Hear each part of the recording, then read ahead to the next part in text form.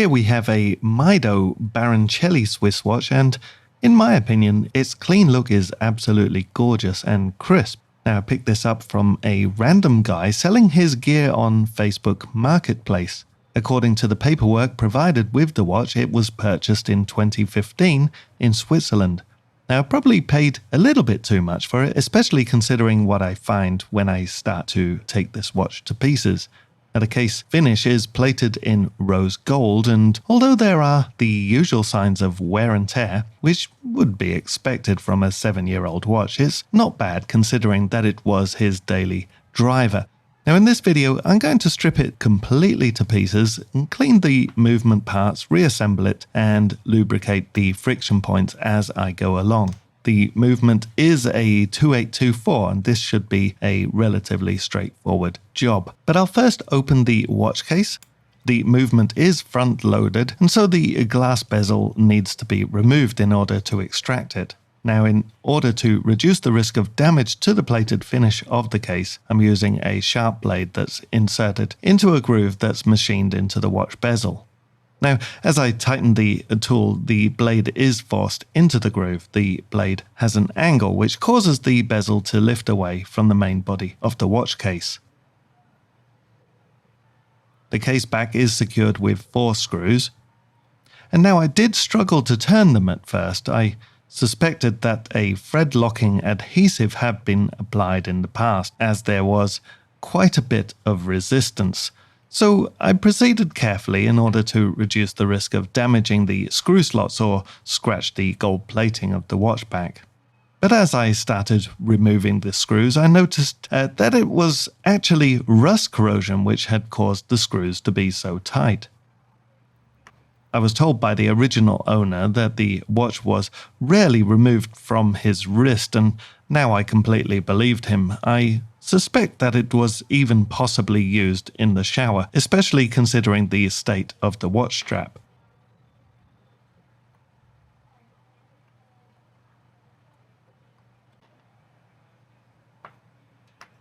But these screws, they look to be stainless steel, and so it should only be surface corrosion and pretty simple to remove. At this stage, I was a little bit concerned about possible water ingress, as this can be very damaging to the watch movement itself. However, the watch is rated as water resistant to 50 meters, which means that it is designed to withstand splashes and might be suitable for showers, washing the dishes, and perhaps even paddling in a swimming pool if the owner is not diving in or submerging by more than a meter or so.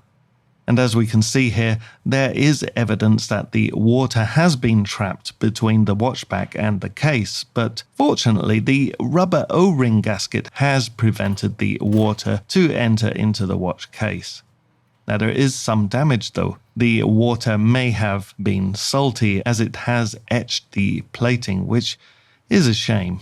Now, I'd strongly suggest to anyone owning a watch such as this to remove it if there is a possibility of it coming into contact with water, whereas it does have a water resistance rating. Unless it is specifically designed as a sports watch, it's really not worth the risk in my opinion. And for the most part, this will clean up fine, but there will be evidence of damage, and again, that's a shame. So now I will continue, and I'll remove the movement from the main case body, and I'll start by removing the crown and stem. And now I can remove the oscillating weight, which is secured with a single screw.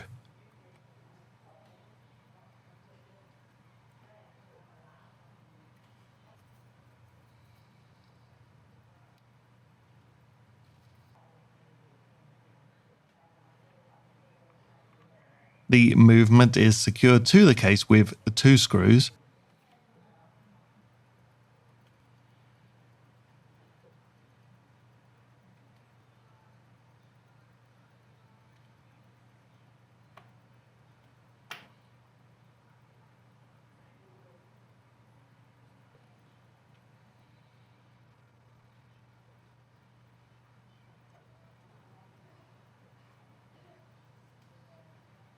And now that they are removed, I can simply just lift away the case, and bearing in mind that I have already detached the front bezel.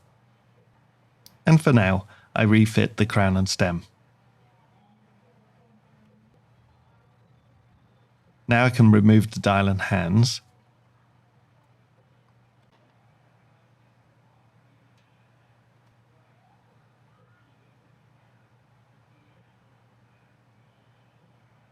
The dial is secured to the movement with 2 bolts, which can be levered out with pegwood or brass tweezers, but the purpose-made tool here does make it easier and with less risk of damage.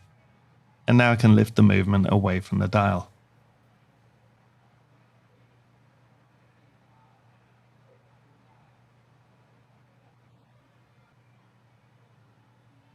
Now I start to remove some of the dial side components, starting with the hour wheel. In order to remove the calendar date ring, I must first remove the calendar jumper spring and its cover plate.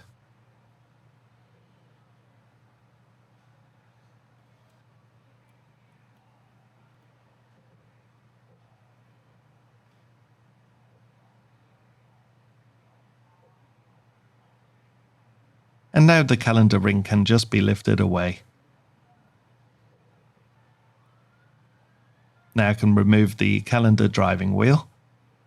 And I can remove the cover plate to expose the motion works and the calendar quickset wheel.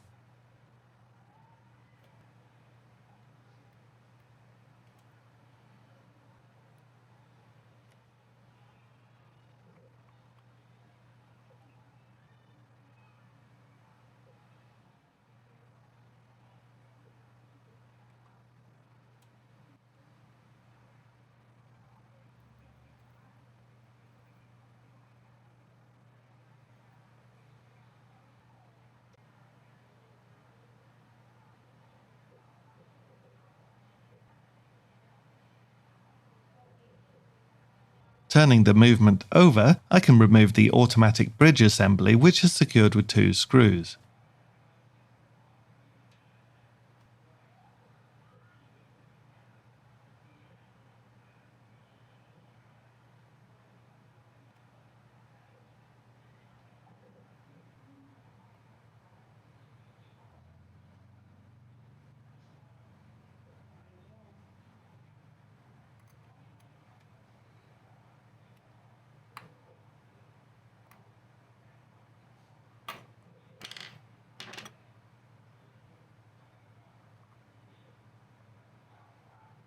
And I'll take it to pieces later, but first I'll let down the mainspring.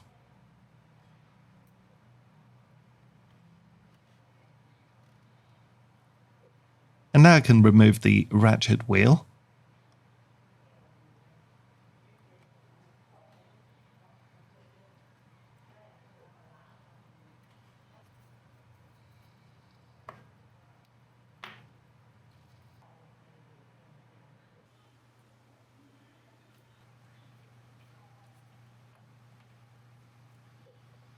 And the crown wheel, which is secured with a reverse threaded screw.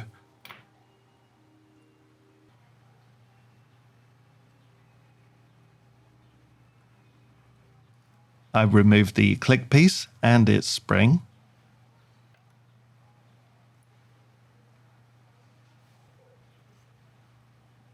And now I can remove the balance assembly and the pallets.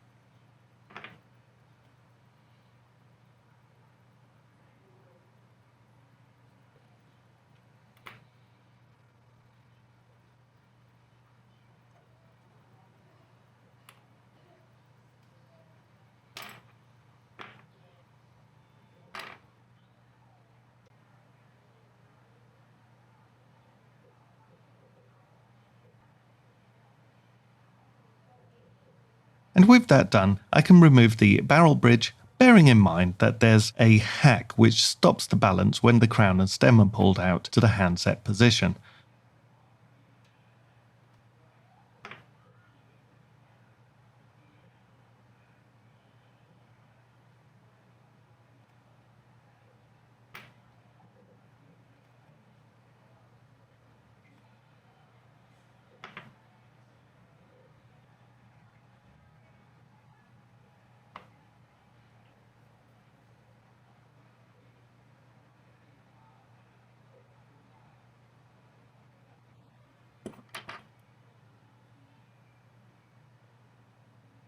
Now, care must be taken not to overlook this very fine part, as it often sticks to the underside of the barrel bridge due to its lubrication.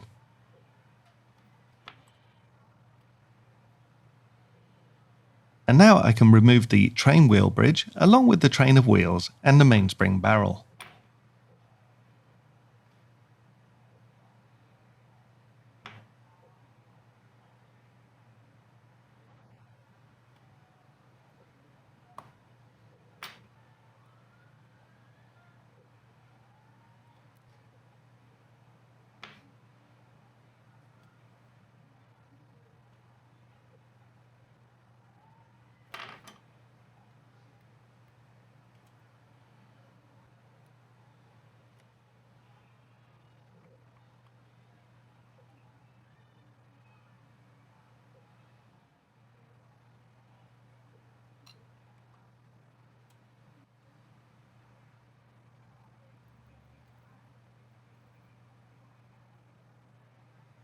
Turning the movement over once more, I can remove the keyless works components.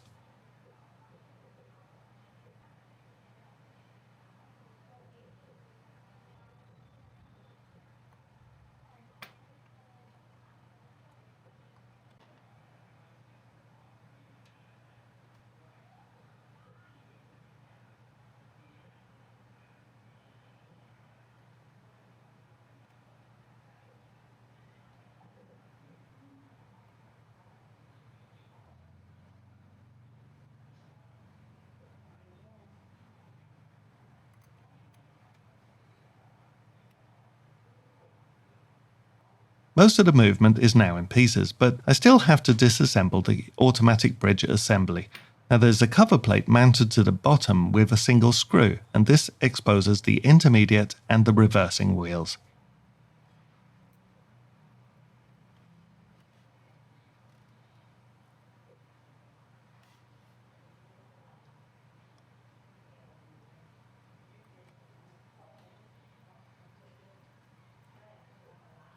And with that done, the movement is now stripped down and it's ready for cleaning.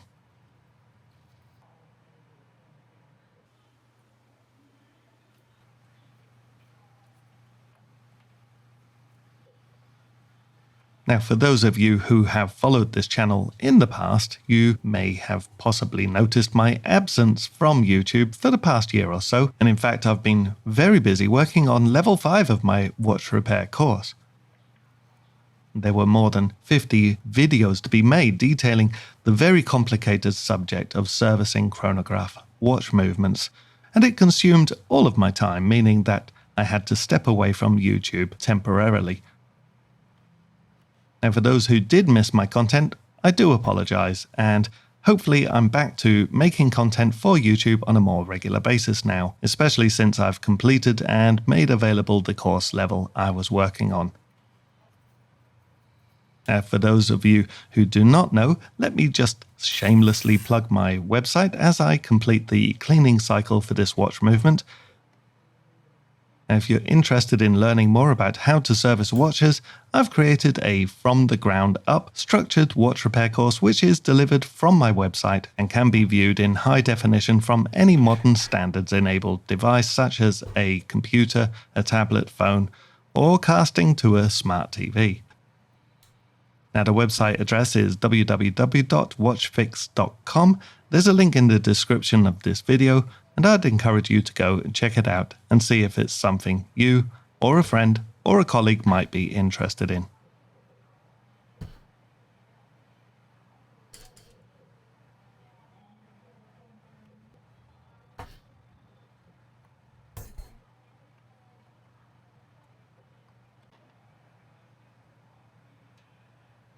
But now this watch movement is cleaned and I'm ready to reassemble, I shall start by installing the mainspring back into the barrel.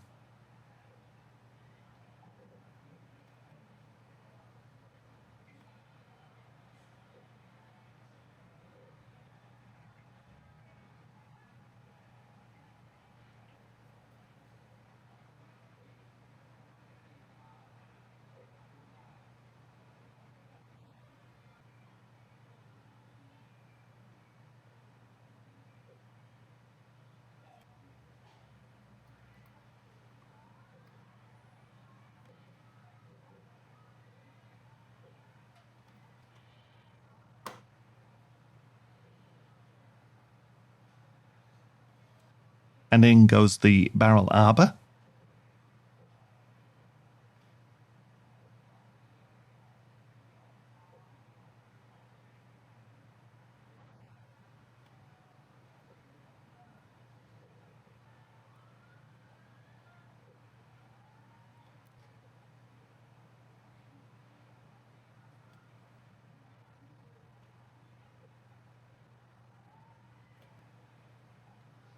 And now the lid can be snapped back on.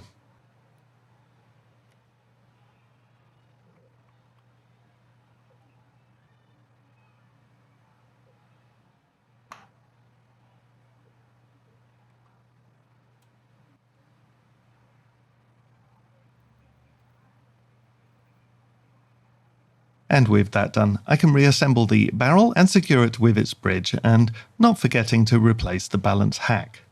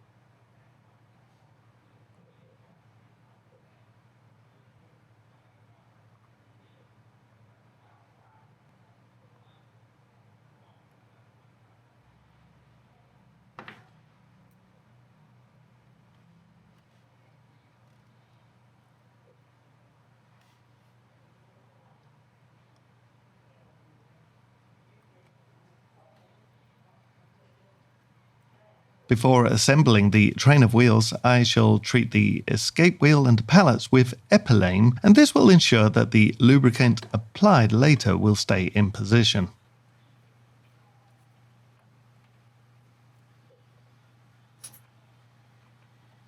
And now I can continue and assemble the train wheels.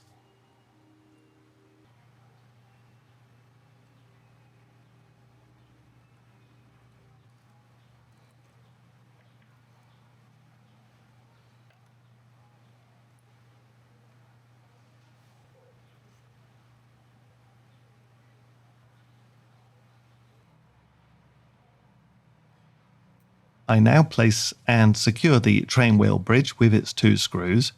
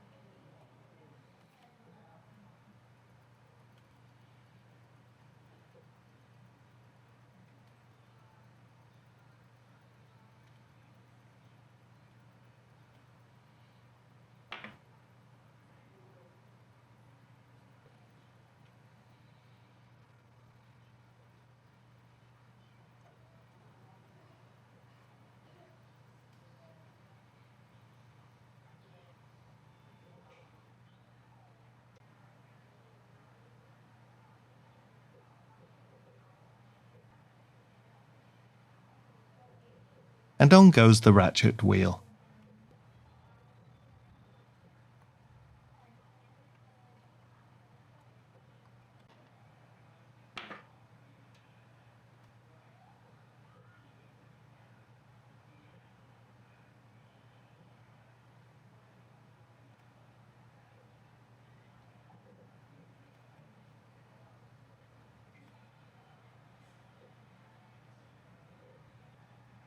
The click spring can be slid into place within its cutout.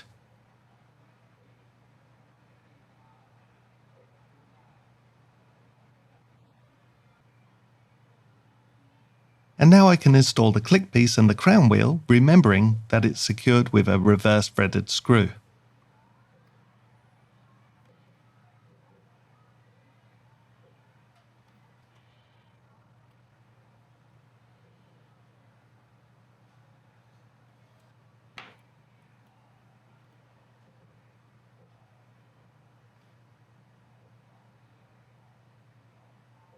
And with that done, I can now install the pallets.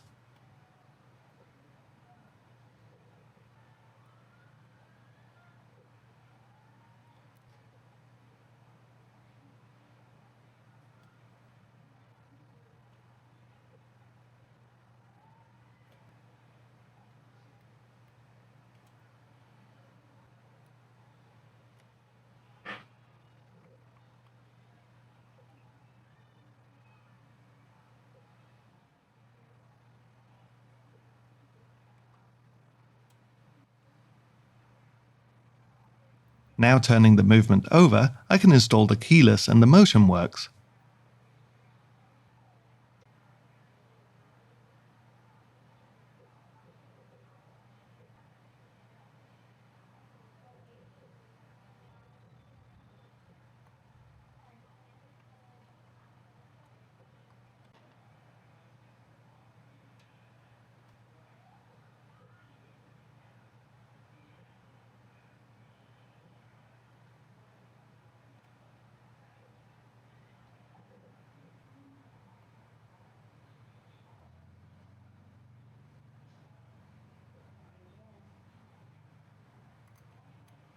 The tail of the balance hack can be observed here. Now this should be located within the notch that's machined into the sliding clutch.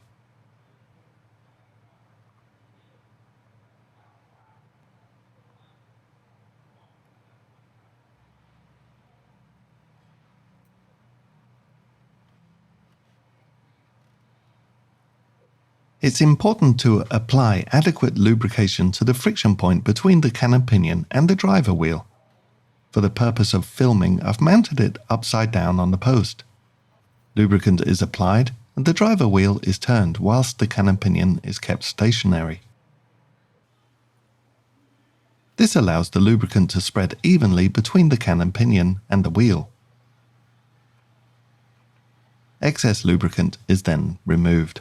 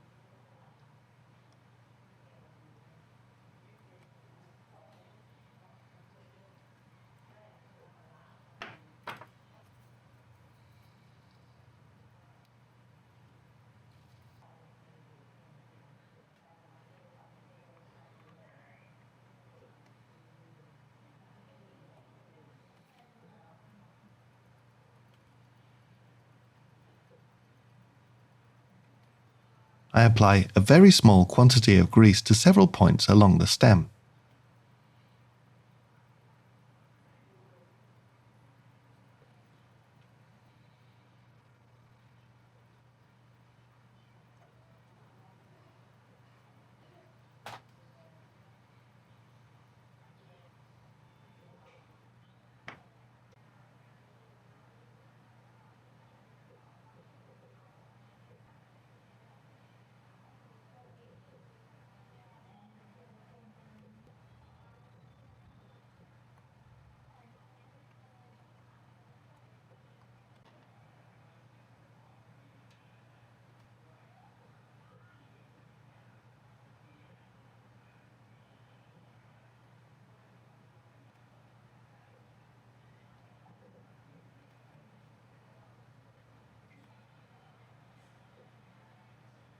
And with the stem back into position and retained by the setting lever, I can now place the yoke.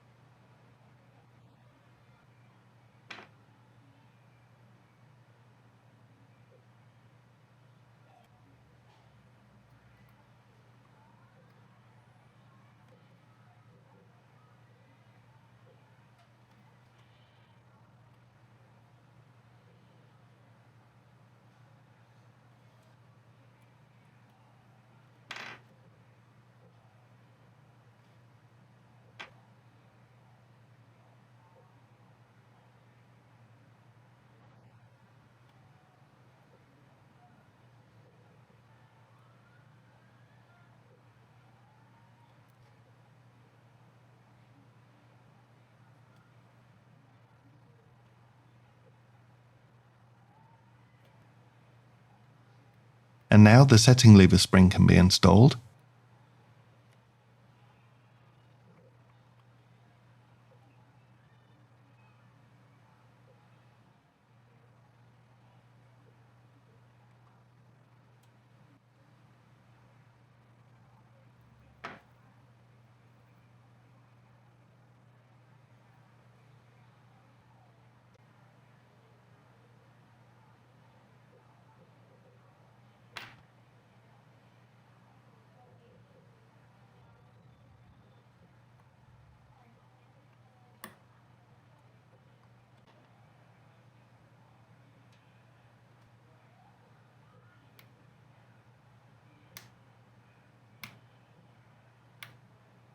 The cover plate can now be secured so that we can continue and install the balance assembly.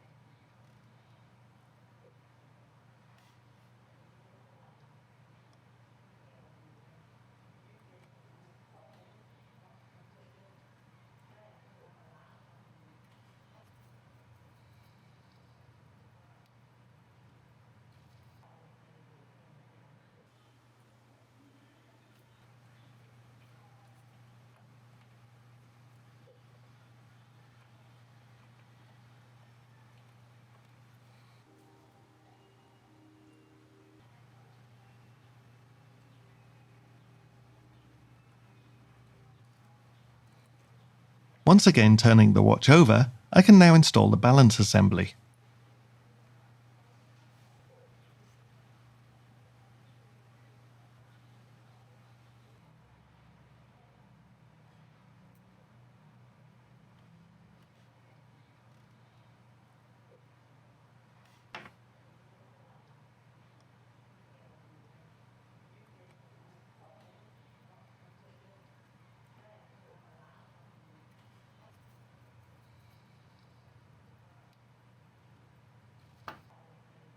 And I can remove, clean and lubricate the shock settings. Now I generally keep these in place when cleaning the watch movement in the machine in order to provide stability and reduce the risk of damage.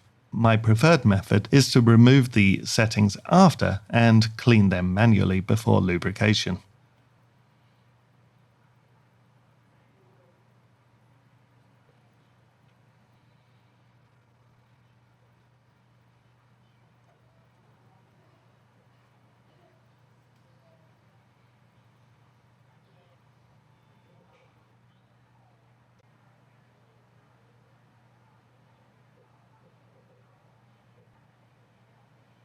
I'll do the lower shock setting in a moment, but first I'll install the calendar works.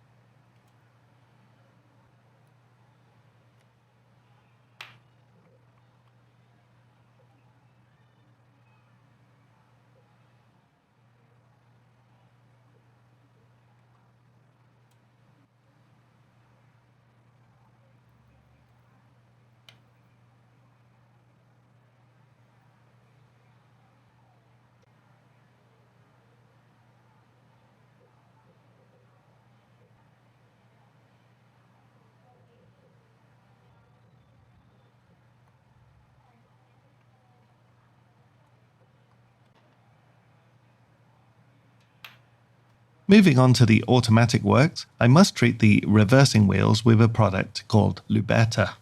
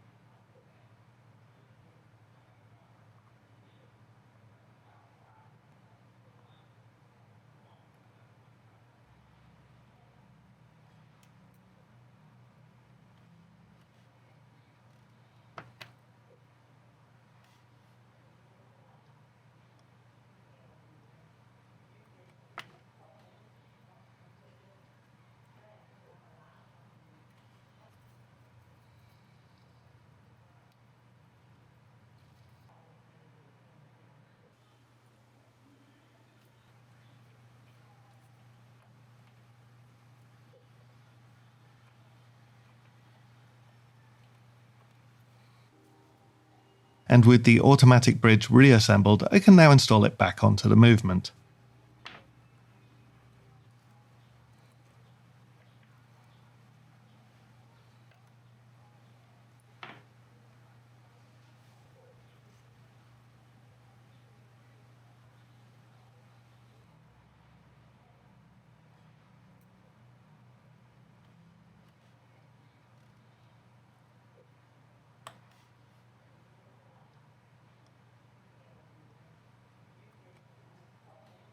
Now I can reattach the dial and hands.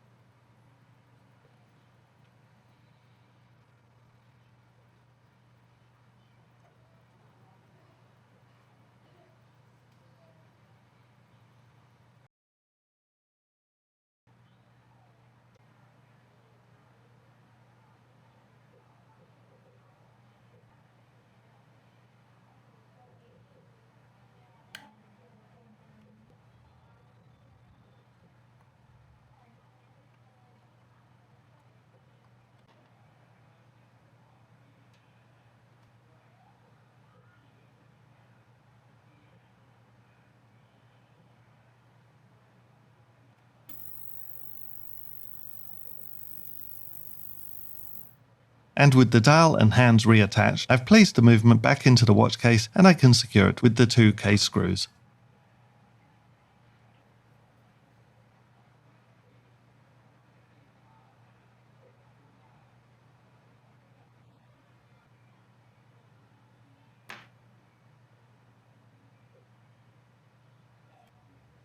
The oscillating weight is secured back onto the movement.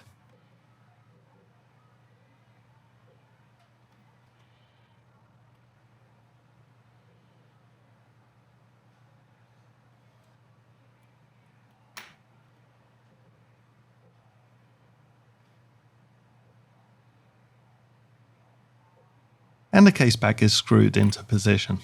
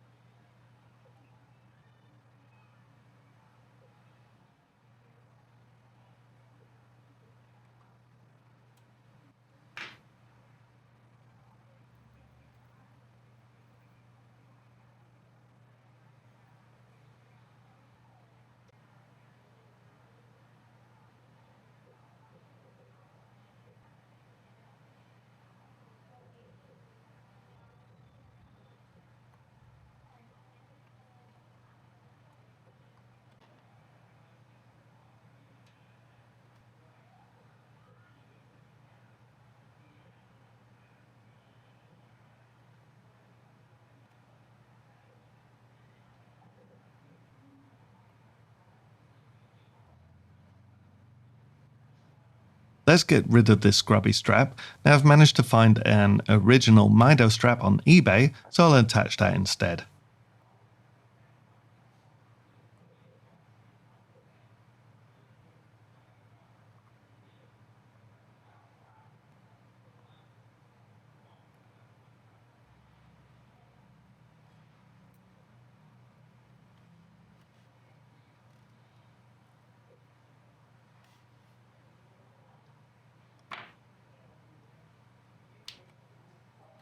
I spent a bit of time calibrating the movement to ensure that it keeps good time, and the end result was an average rate of minus 1.5 seconds per day loss. That's acceptable to me for this particular grade of movement.